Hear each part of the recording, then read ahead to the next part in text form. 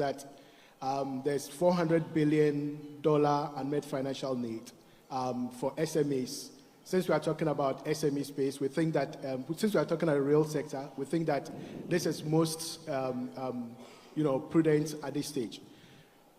One of the key challenges that SMEs face is access to funding. And with the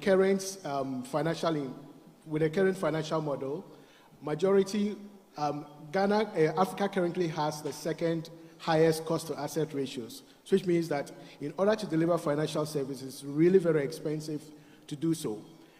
And a big part of it is because we don't have a very well-developed infrastructure. So 9 out of 10 Africans do not have access, do not have a credit score. And then we still struggle with basic things like KYC, know your business, distribution, and other systems like that. And so what we have done is actually to develop an infrastructure, an asset-light infrastructure that's able to connect to multiple platforms and be able to deliver financial services at a fraction of the cost. We're already using some of these new technologies, starting with our platform is made up of 3 key components. There's a data aggregation component, which leverages cloud technology and also big data to be able to connect with market ecosystems and then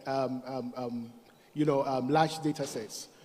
The second part of it is the credit engine, which uses AI, machine learning to be able to predict credit risks, portfolio mandates, and so on and so forth. And the third part of it is with regards to the core banking infrastructure, where we're able to create financial assets generate reporting, and be able to manage assets on the back of that. Now, beyond what we do at Stack AI, there are lots of technologies that's also taking place. We've all heard about ChatGPT, which is an aspect of language processing for AI. What we are beginning to learn is that with some of these new technologies, things like writing code can actually become a function that is played by specifying. So rather than the coder, a developer writing code, the main goal could actually be that they specialize in specifying the requirements and actually rely on AI to produce the language that is well understood by computers. We're also seeing new developments in the area of Internet of Things. We are seeing things like the blockchain technology, which is helping to provide more transparency in the delivery of financial services. We're seeing some work being done, to a lesser extent, but in the area of quantum computing, which should naturally reduce the time spent to produce, for one to run simulations better, and also to reduce the time it takes to be able to deliver these. And of course, on top of all of these things is also the processing speed that's required to enable all of this technology. And so we're seeing the rise of 5G technology and so on and so forth. Yeah, well, thank you very much. I just downloaded ChatGPT and it's amazing. I think a lot of college students will be able to do a lot of their assignments when you just type in a question. But it's an amazing tool. Angela, I want to come to you next. If you can just tell us a little bit about what you do, but also focus on the 5G, the data, the power that we need for all these sort of new ideas that are coming up. Thank you very much. So what we do as the GSMA and principally in the region is just making technology, leveraging it to transform our lives. I mean, that's the essence of it, because technology in itself means nothing. But for us, particularly in Africa, it is a key and a means to transforming our lives and just being part of the society as opposed to being a spectator. With technologies, we are part of the team.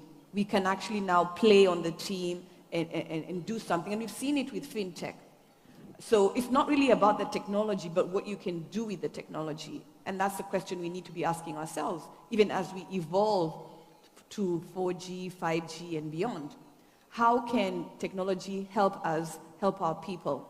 So if Africa has leapfrogged the rest of the world with fintech. We have defined what fintech is, and nobody even understands how we have run away with it, because we have made it work for us.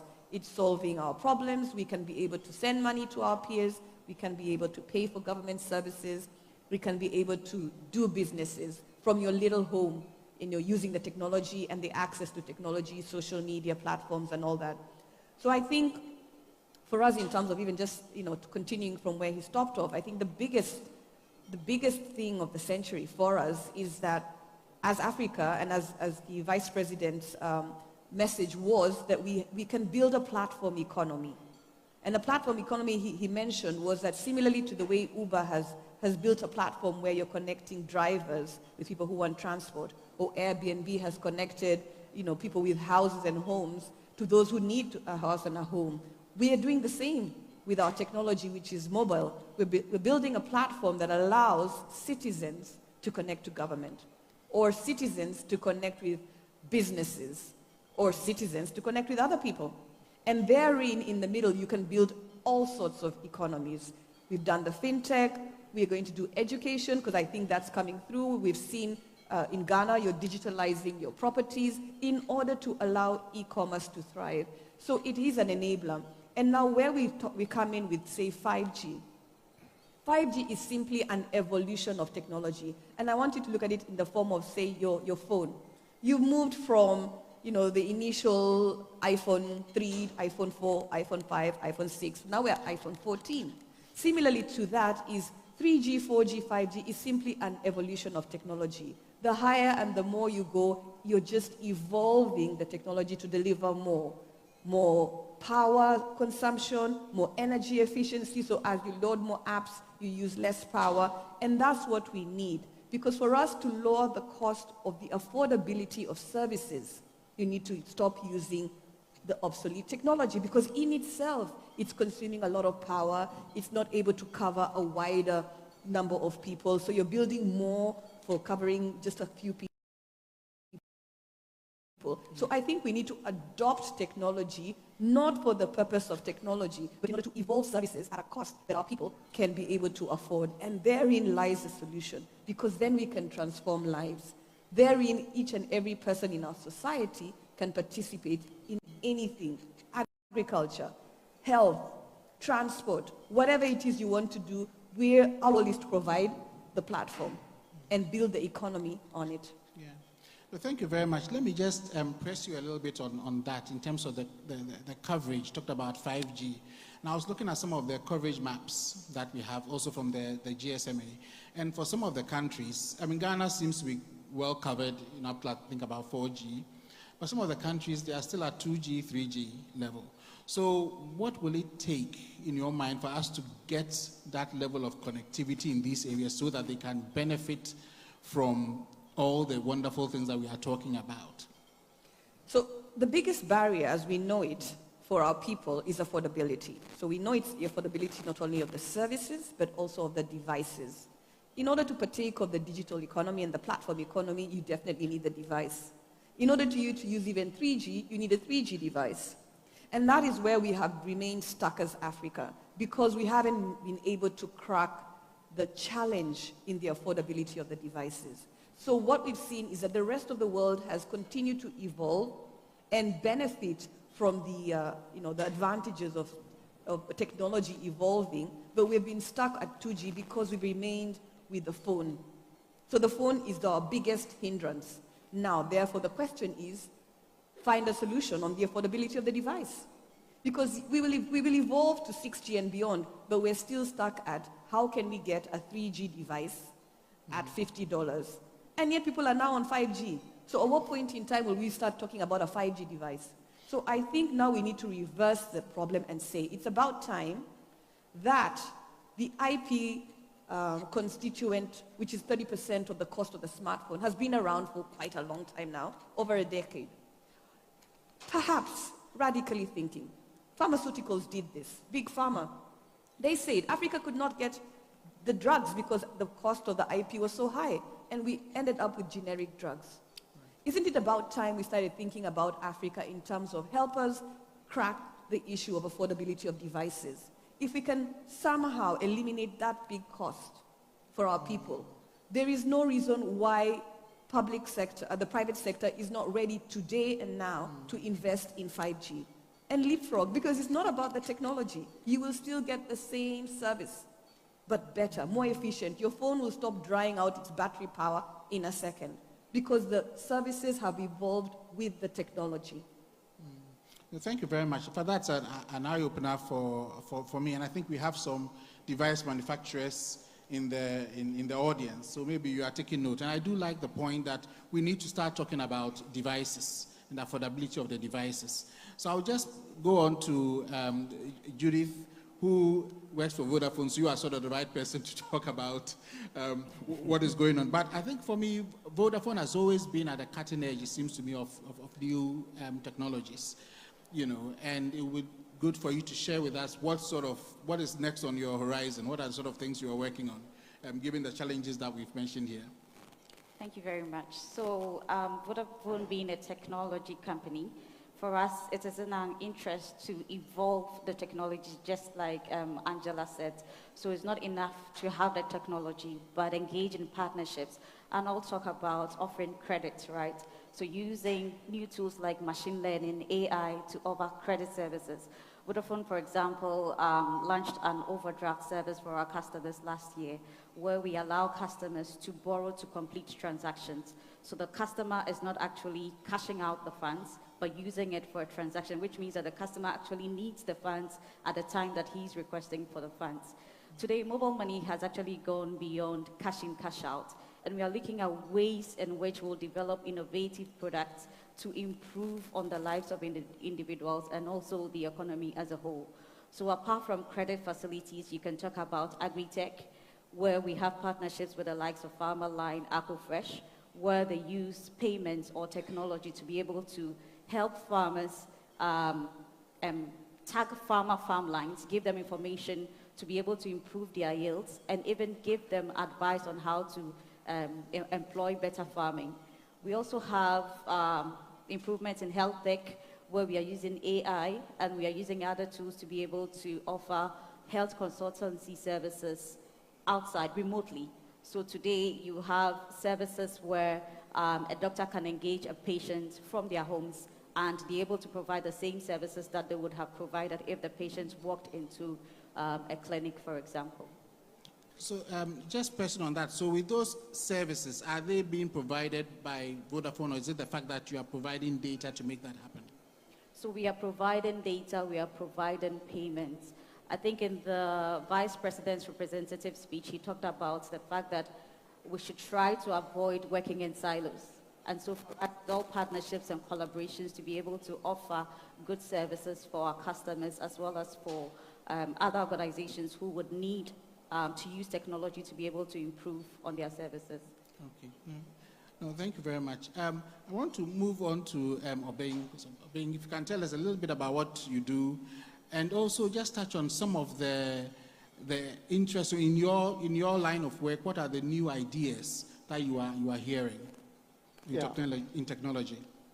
Yeah, thank you. So I work with the MasterCard Foundation, where we have an ambitious goal to give access to 3 million youth.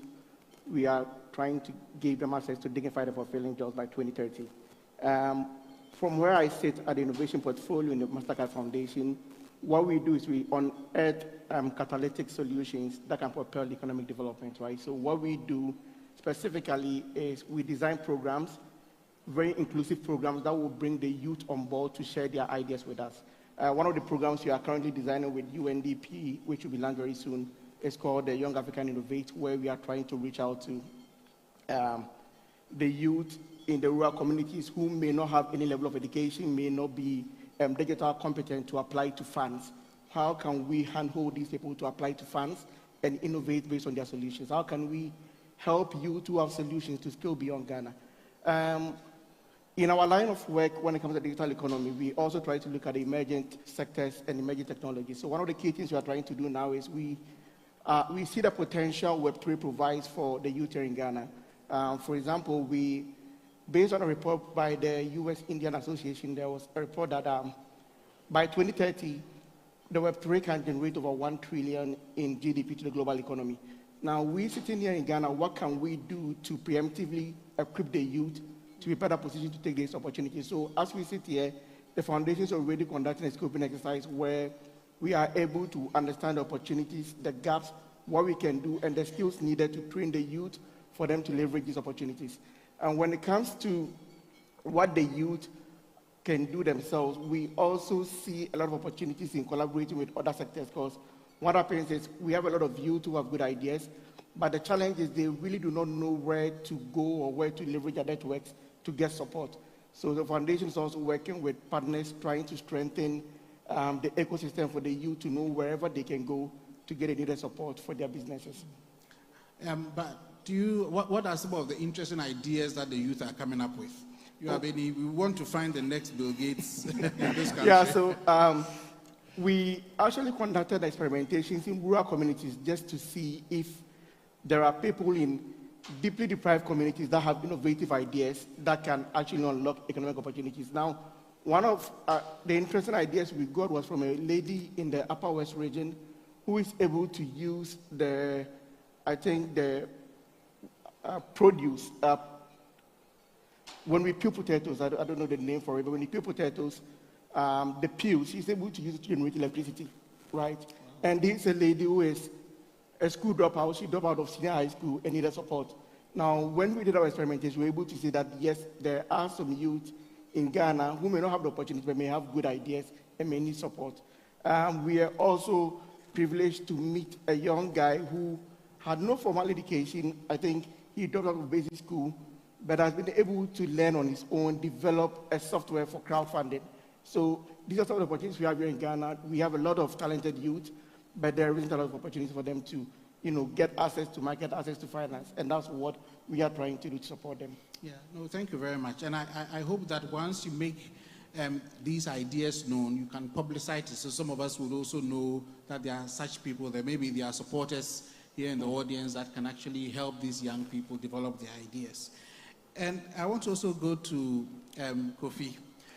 So again, you tell us a little bit about what you do, but also, I will say you are in the pensions industry, which is not an easy industry to be to be in. But are there some interesting ideas, especially through technology, that are impacting the pensions business? Thank you, William. So my name is Kofi Polly. I'm currently the Chief Operations Officer for People's Pension Trust. People's Pension Trust is a corporate trustee. We specialize in pension. But our focus is on the informal sector because, as we keep on saying, and listening to my colleague panelists is very interesting. I don't know if by design that I'm talking last. One, I'm not a tech person, so you hear me talk about the G's, the data, and the platforms. What excites me is to be able to take advantage of what they have to be able to sell my products. And it's quite interesting. Arno talked about credit here and there. Judith was talking about helping farmers and all that. Obin was talking about the youth. Look, in the long run, all of us will grow old. And when we grow old, we need to survive. How do we survive? We need to put money down for our old age to reduce old age poverty. It's as simple as that. And therefore, it's important that whatever we do, we think about when and where we want to retire. And so sometimes when I look at, let's talk about financial inclusion, my worry is that we seem to limit ourselves to credit and savings. Yes, if you give the SME credit and savings, yes, you do well. But in the long run, what happens? She's going to retire anyway. Going to grow. Exactly. And then, so we must add pensions to it. For us, what excites us is that we are taking advantage of technology. And we think that we can even do more and better. For example, I started this business as far back as 2009 when Smith set up Smith Informal Sector Fund. We then had to use people to go around collecting money using the SUSU method, which are these serious challenges. Embezzlement, cost of operations being very high.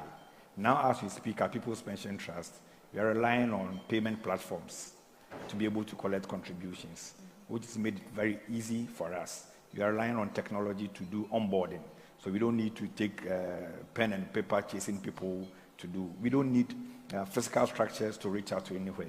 Only 3 weeks ago, we launched our withdrawal, because by asking me, can withdraw part of your funds even before you go on retirement, where people through USSD can just withdraw their money. And it's interesting that, if time will permit me, I'll tell a very interesting story that happened. This young guy closed work. According to him, when he closed work, he needed 10 cedis to go home.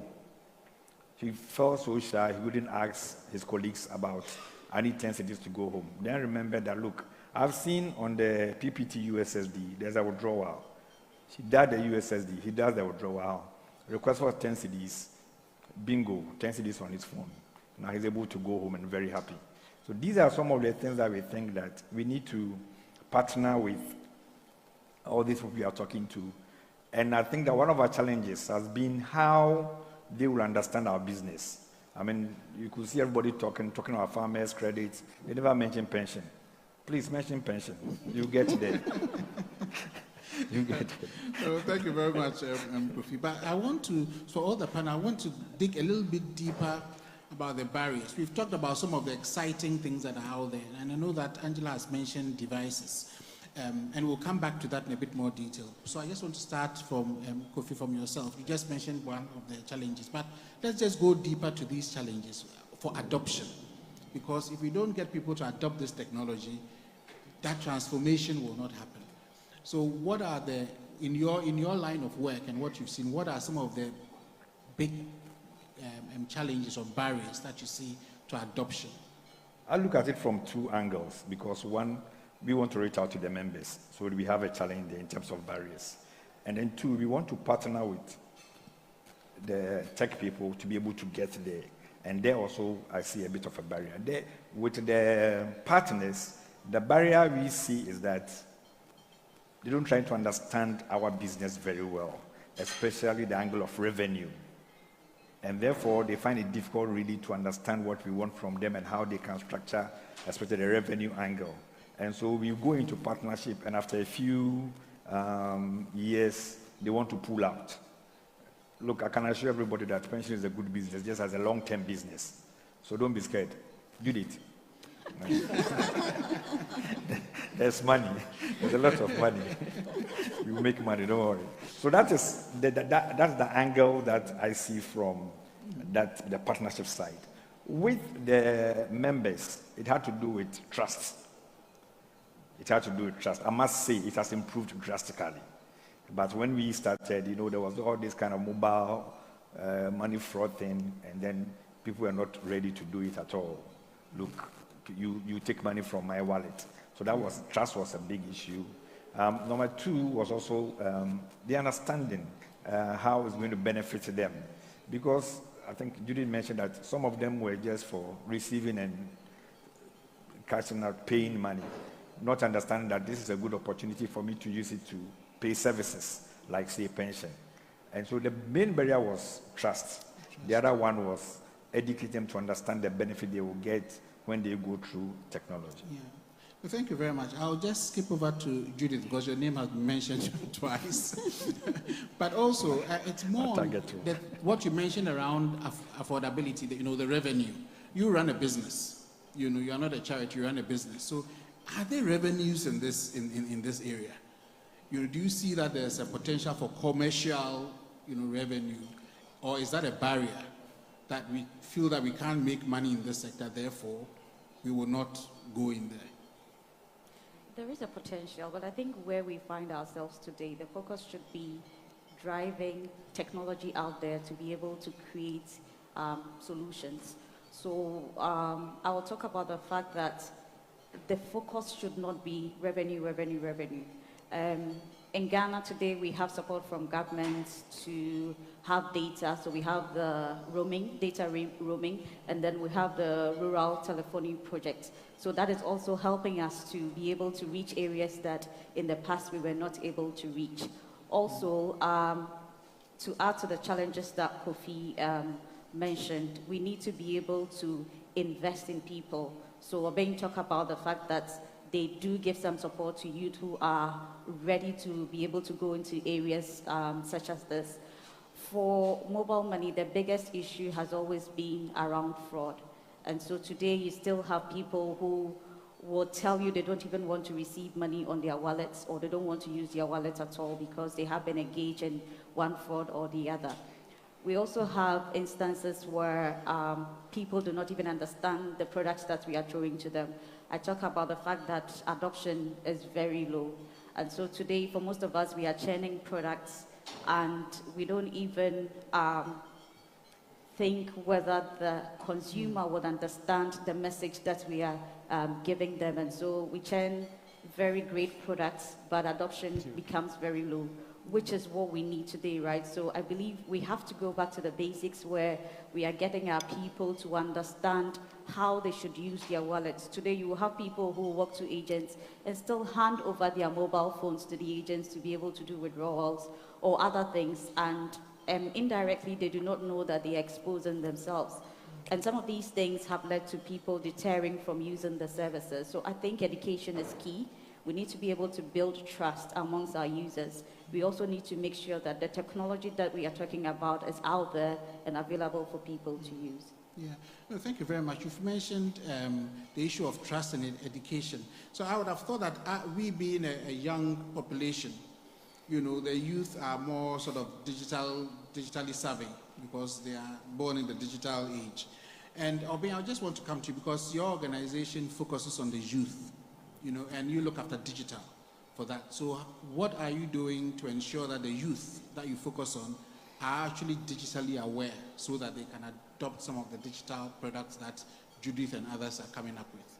Yeah, that's a good question. So I'll first look at the challenges and how we are contributing to solving these challenges. So when it comes to the digital economy, I think the major challenges which most of our speakers have already talked about tackling, actually in four folds. We do have the infrastructure challenge, we have the skills challenge, we have the devices and connectivity, and I mean to cut the overarching challenge of all this is affordability, right? So what we think for the foundation, what we've been doing over the years has been strengthening the youth. So one of the key things we've done under the digital economy portfolio is we've actually trained over 80,000 youth and transitioned over 15,000 of them to jobs. Now, besides that, one of the key challenges I think is hindering how we want to move is how we work as an organization and how we work with other partners. There are several organizations here who are also doing something in this regard. I remember the Deputy Minister mentioned training 5,000 women.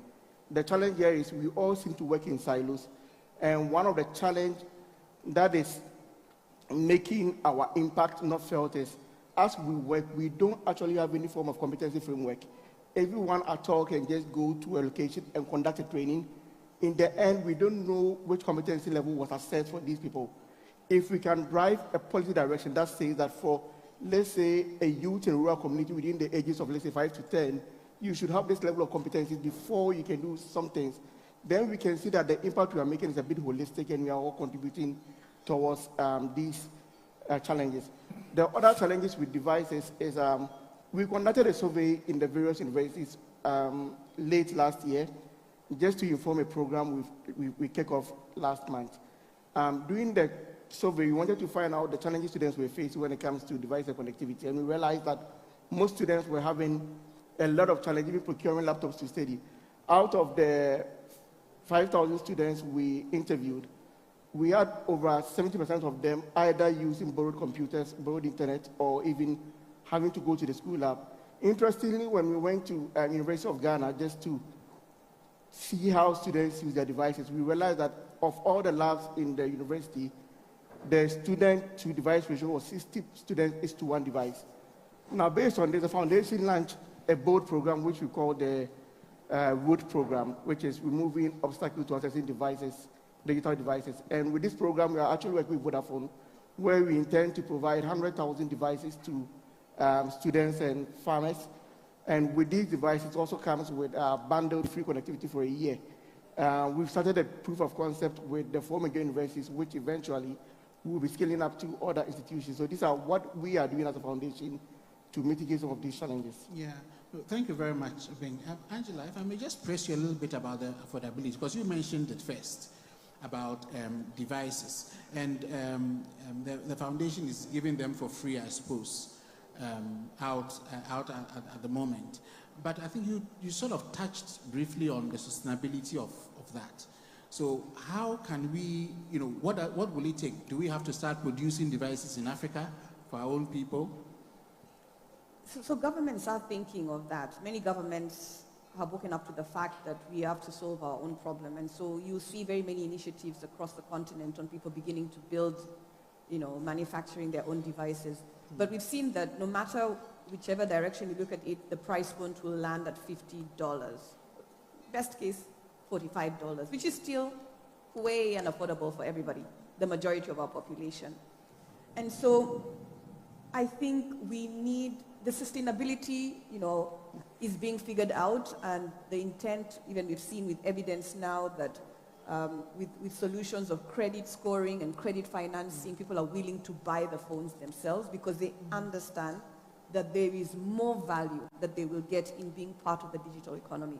And that's one of the things we need to demystify as a continent, because largely people have bucketed our problems in, say, 3 or 4 spaces: affordability, digital literacy, and relevancy or local content. Now let's demystify that, okay, as barriers. We're a youthful continent. Our youth have figured out how to create content. I mean, if you look at one writer I've read online talked about that the amount of content coming out of Nigeria through Niger, forget about what they've called it as Nollywood, through Niger is bigger than Bollywood and Hollywood. Wow. We've figured it out. We know it.